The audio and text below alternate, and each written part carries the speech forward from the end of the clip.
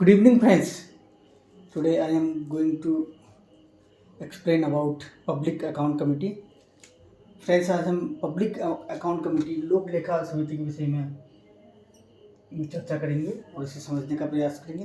Friends, जो संसद की वित्तीय समितियां हैं तीन, एस्टीमेट कमेटी और सार्वजनिक उपक्रमों की कमेटी, तो उसी में से एक प्रमुख कमेटी हमारी लोक लेखा समिति।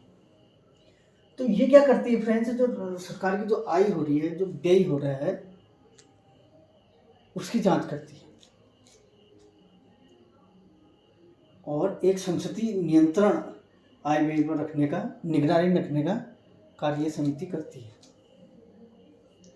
तो इस समिति में फ्रेंड्स, इस समिति की उत्पत्ति के विषय में हम देख लेते हैं।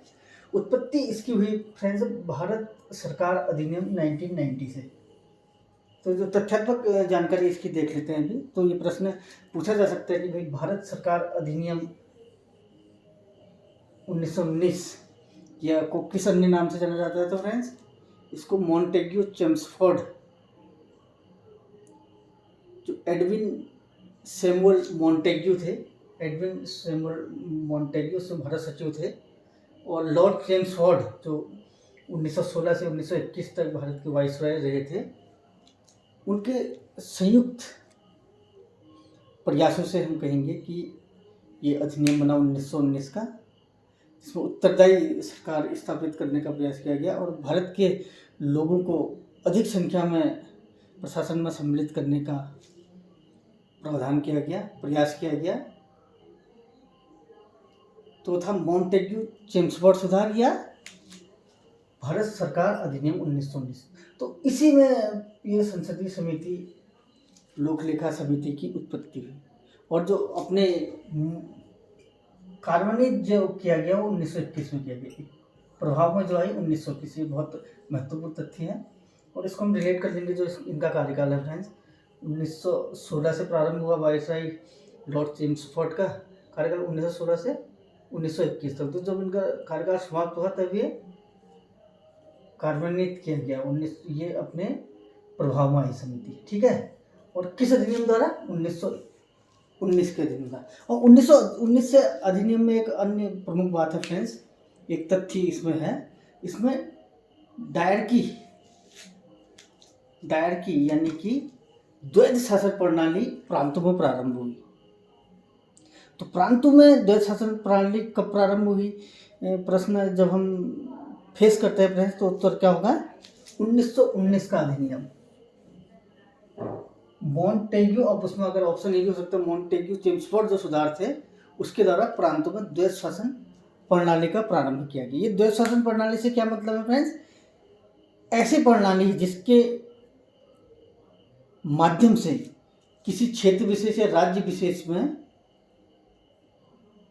दो सरकार समान कार्य करे। कुछ विषय एक सरकार के पास है, दूसरे विषय अन्य सरकार के। तो इसमें क्या था, कुछ रक्षित विषय थे, आरक्षित विषय थे जो वायसराय के पास थे, और जो लोकप्रिय मंत्री होता था कुछ विषय उसे सौंपे गए थे, जिसमें अधिक लाभ था।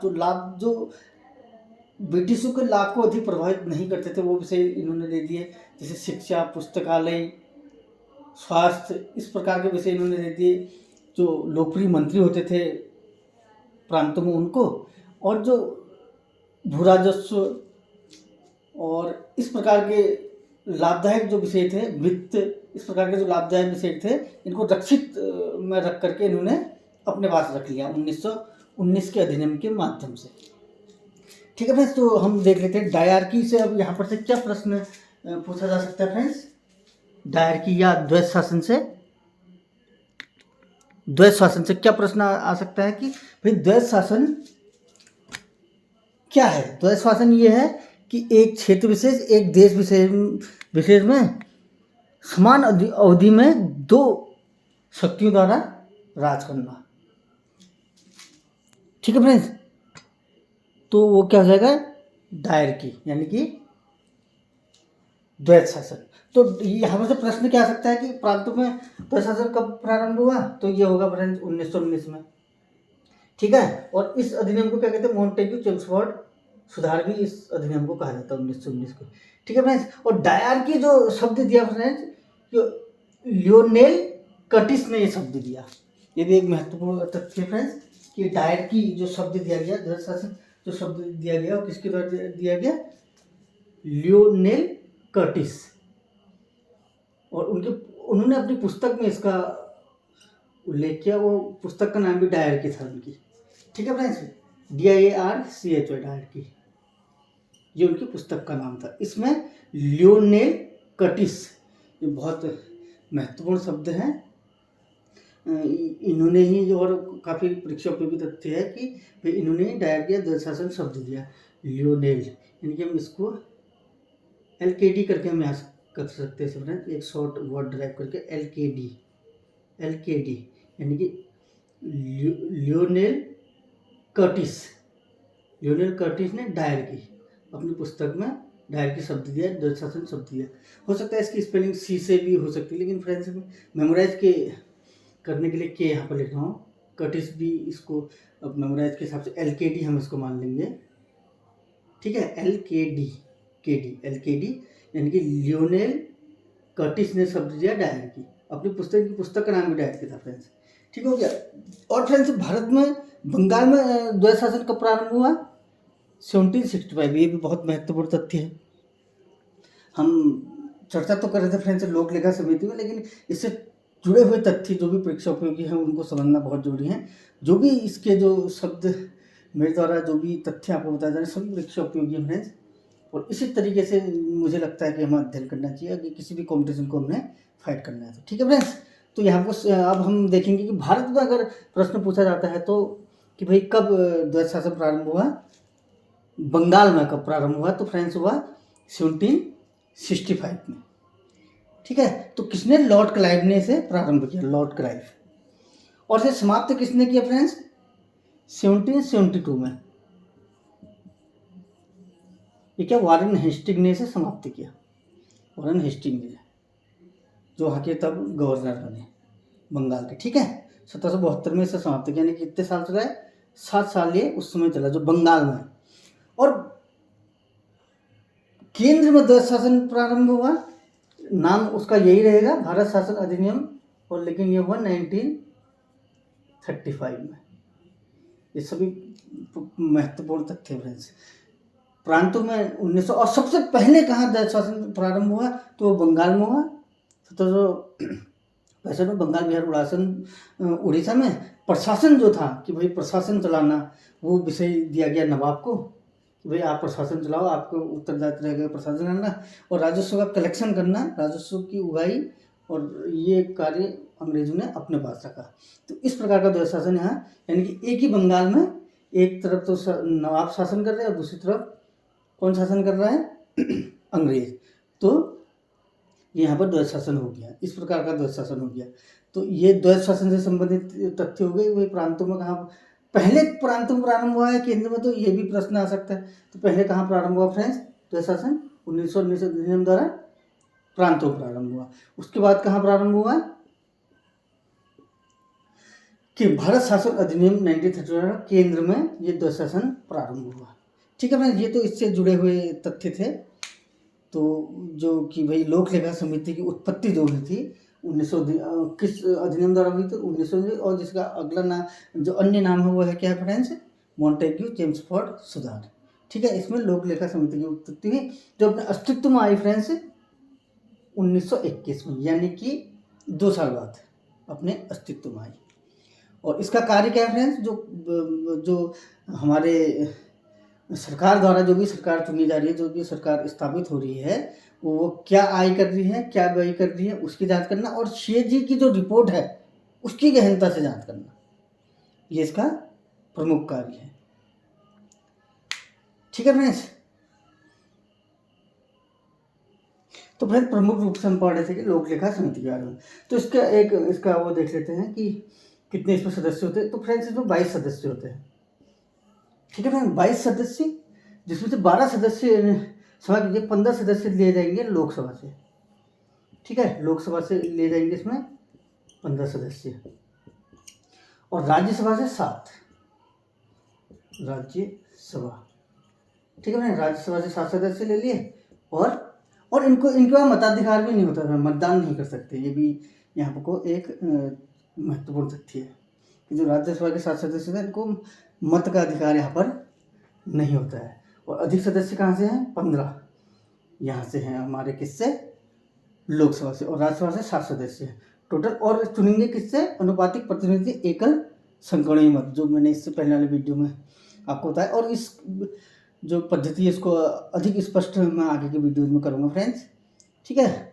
तो और इसके एक और परंपरा है, इसमें एक तथ्यात्मक जानकारी और है फ्रेंड्स। 1967 से परंपरा चली आ रही है कि विपक्ष का कोई भी व्यक्ति नहीं, सभा की जो कोई व्यक्ति नहीं, कोई भी जो सांसद होगा उसे इसका अध्यक्ष बनाया जाता है। तो अभी कौन है फ्रेंड्स इसके? अधीर रंजन चौधरी, जो कहाँ से आते हैं फ्रेंड्स? पश्चिम बंगाल से, ठीक है। ये महत्वपूर्ण तथ्य है कि कौन अभी लोक लेखा समिति के अध्यक्ष हैं फ्रेंड्स, तो हैं अधीर रंजन चौधरी।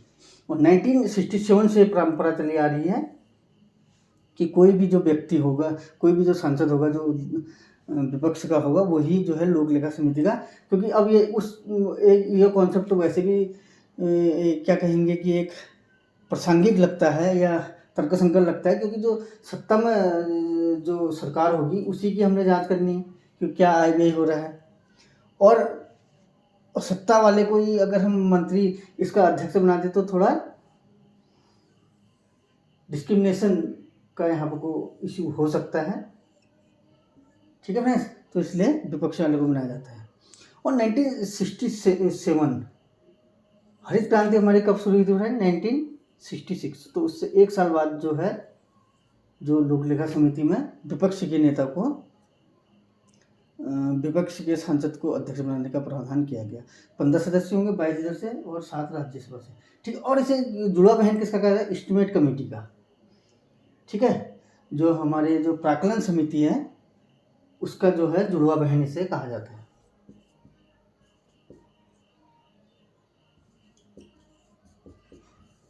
लोक लेखा समिति को। और एक और तथ्य था फ्रेंड्स इसके विषय में, क्या ये क्या कहें, लघु लोकसभा, लघु संसद नहीं फ्रेंड्स, लघु लोकसभा इसे कहा जाता है, लोकसभा, ठीक है फ्रेंड्स। तो आज हमने देखा कि भाई लोक लेखा समिति क्या है। ये जो सीएजी की रिपोर्ट की, comptroller and auditor general CAG, जो आर्टिकल 148 से 151 भारतीय संविधान में जिनका वर्णन किया गया है, जिनकी व्यवस्था की गई है, तो वो जो रिपोर्ट अपनी देते हैं उसके प्रतिवेदनों की जांच जो करती है लोक लेखा समिति करती है। और राजस्व और व्यय की जांच जो है सरकार के, वो कौन करती है? लोक लेखा समिति करती है। और एक 3 वित्तीय जो हमारी समितियां हैं संसदीय, उन समितियों में एक प्रमुख समिति क्या है? लोक लेखा समिति, जिसमें राज्यसभा से भी सदस्य होते हैं और लोकसभा से भी सदस्य होते हैं, ठीक है फ्रेंड्स। और उत्पत्ति 1919 के एक्ट से हुई और अस्तित्व में आई 1921 में। तो इस प्रकार से हमें वीडियोज को देखना होता है कि जो अब 1967 से संबंधित, उत्तराखंड से संबंधित तथ्य फ्रेंड्स कि जो जनजातियों को जो दर्जा दिया गया, 5 जनजातियों को जनजाति का दर्जा दिया गया, 5 जातियों को जो उत्तराखंड में, वो 1967 से ही दिया गया। ये भी एक महत्वपूर्ण तथ्य है। और इसी 1967 से क्या किया गया? लोक लेखा समिति में विपक्ष नेता को अध्यक्ष बनाने का प्रावधान किया गया। तो इस तरीके से हम रिलेट करके समझते हुए इससे 1967 में हमारी क्या शुरू हुआ है फ्रेंड्स? हरित क्रांति। तो इस तरीके से तथ्य को एक सिस्टमेटिक वे में हमने मेमोराइज करने का प्रयास करना है फ्रेंड, ठीक है। तो आशा करता हूँ कि आप समझ गए होंगे लोक लेखा समिति का संगठन क्या है और इसके क्या कार्य हैं, ठीक है फ्रेंड्स। तो इससे संबंधित ये तथ्य हैं, जो आगे भी अगर कोई इससे संबंधित कोई तथ्य और मुझे मिलेंगे तो मैं परीक्षा उपयोगी आपको प्रेजेंट करूँगा, ठीक है फ्रेंड्स। तो अब आज का वीडियो मैं यहीं पर समाप्त करता हूँ फ्रेंड्स। और